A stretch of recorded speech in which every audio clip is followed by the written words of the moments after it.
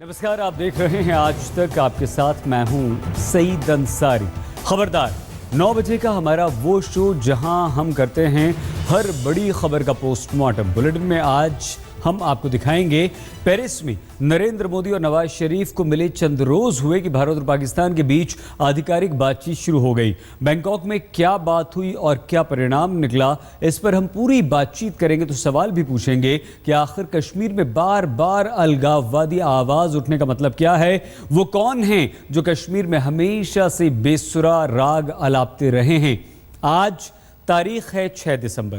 किसी के लिए कलंक का दिन तो किसी के लिए गर्व का दिन। 6 दिसंबर की घटना को हुए 23 साल होने आए, लेकिन अयोध्या का इंसाफ क्यों बाकी है, इस पर भी हम बात करेंगे। तो असहिष्णुता के राग पर देश की सबसे बड़ी निष्पक्ष आवाज मतलब भारत के मुख्य न्यायाधीश ने क्या कहा है, ये भी आपको बताएंगे और चर्चा करेंगे ट्रैफिक जैम और प्रदूषण के खिलाफ अरविंद केजरीवाल सरकार के ऑड इवन प्लान की भी। लेकिन सबसे पहले हम आपको दिखाते हैं जल्दी से, तेजी से दिन भर की कुछ अहम और बड़ी खबरें। देश ने आज संविधान निर्माता डॉक्टर भीमराव अंबेडकर को पुण्यतिथि पर भावभीनी श्रद्धांजलि दी। दिल्ली में तमाम वरिष्ठ नेताओं के साथ राष्ट्रपति प्रणब मुखर्जी और प्रधानमंत्री नरेंद्र मोदी ने डॉक्टर अंबेडकर को श्रद्धा सुमन अर्पित किए और उनकी स्मृति में 125वीं जयंती वर्ष समारोह के तहत 125 रुपए और 10 रुपए के अंबेडकर मेमोरियल सिक्के भी जारी किए। इस मौके पर पीएम ने कहा कि अंबेडकर को जो सम्मान मिलना चाहिए था वो नहीं मिला। भारत की आज की समस्याओं के संदर्भ में जब बाबा साहब को देखते हैं तब लगता है कि कोई व्यक्ति कितना दीर्घदृष्टा हो सकता है। डॉक्टर अंबेडकर की पुण्यतिथि पर मुंबई में चैत्य भूमि पर भी लाखों की तादाद में लोगों ने श्रद्धा सुमन अर्पित की। वहीं नागपुर की दीक्षा भूमि पर दिन भर श्रद्धांजलि देने वालों का तांता लगा रहा। बाढ़ से जूझ रही चेन्नई में जिंदगी आहिस्ता आहिस्ता पटरी पर आने लगी है। शहर में बिजली और बस सेवा बहाल होने के बाद अब मोबाइल और दूरसंचार नेटवर्क भी काम करने लगे हैं।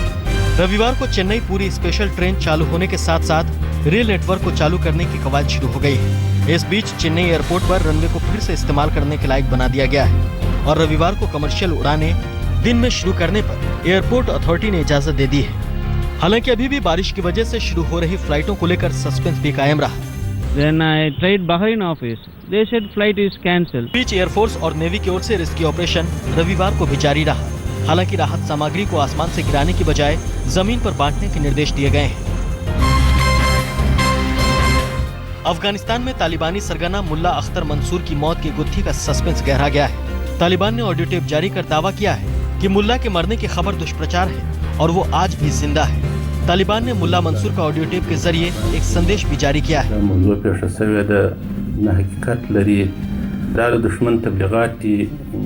इसके पहले अफगान मीडिया के हवाले से आई रिपोर्ट में मुल्ला मंसूर की मौत की खबर आई थी। रिपोर्ट में कहा गया था कि मुल्ला मंसूर गोलीबारी में घायल हो गया था और उसके बाद इलाज के दौरान उसकी मौत हो गई। इस बीच बताया जा रहा है कि तालिबान में उग्रवादी गुटों में वर्चस्व की लड़ाई चल रही है, जिसमें मंसूर की जगह मौलवी हैबतुल्ला अखुनजदा को तालिबान का नया सरगना घोषित किया गया है। सीरिया और इराक में ISIS के आतंक का मंजर लंदन के भीड़ भरे मेट्रो में दिखाई पड़ा। एक अजनबी शख्स अचानक हाथ में चाकू लेकर मेट्रो में घुस आया और लोगों पर ताबड़तोड़ हमला करने लगा।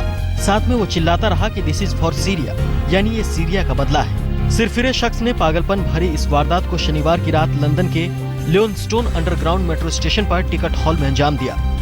I look over, I see a guy huddled on the floor behind the barriers and a guy brandishing a knife. It was a small blade, probably about 3 inches long, and then he's screaming, "Go on then, run, run!" And there's just people like wanting to go forward to try and help the guy. Metro में हुए इस हमले में 2 लोग जख्मी हुए हैं। एक शख्स की हालत गंभीर होने पर उसे अस्पताल में दाखिल कराया गया है। हालांकि बाद में मुसाफिरों की मदद से पुलिस ने सिरफिरे युवक को किसी तरह काबू में कर लिया।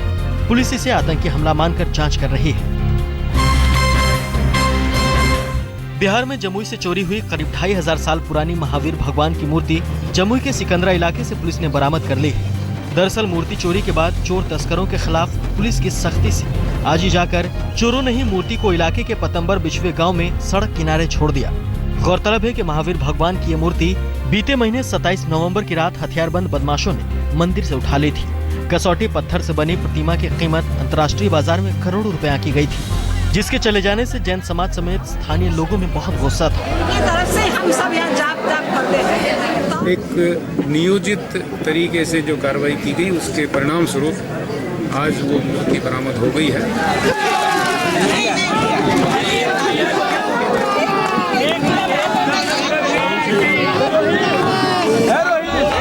मूर्ति बरामद होने के बाद नीतीश सरकार ने राहत की सांस ली है, जो पहले ही मूर्ति चोरी का मामला सीबीआई के सुपुर्द कर चुके थे। मामले में केंद्र ने भी बिहार सरकार से रिपोर्ट तलब कर सख्त कदम उठाने को कहा था। 84 सिख दंगों की जांच में झुलस रहे कांग्रेस नेता जगदीश टाइटलर पर बीती रात सिख युवक ने हमला कर दिया। टाइटलर एक शादी समारोह में शिरकत करने महरौली इलाके में गए थे, जहां उमंग भाटिया नाम के युवक ने टाइटलर पर गिलास फेंककर हमला किया। हालांकि टाइटलर बाल बाल बच गए।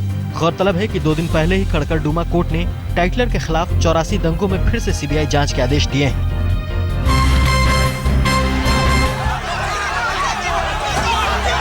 यूपी के बस्ती में सेक्टर मजिस्ट्रेट की तेज रफ्तार बोलेरो गाड़ी की चपेट में आकर न सिर्फ 7 साल की मासूम बच्ची सुहाना की मौत हो गई।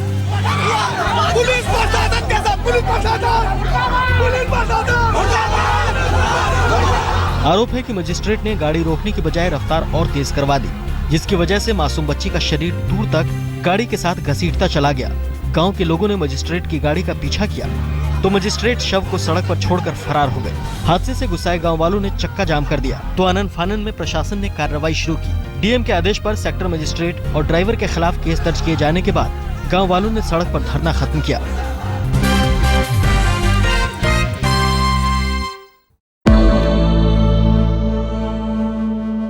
देश में साजिश का एक बड़ा जाल बुन रही है पाकिस्तान की खुफिया एजेंसी आईएसआई। इसके लिए अब आईएसआई कर रही है सेना और सरकारी सिस्टम में सेंधमारी।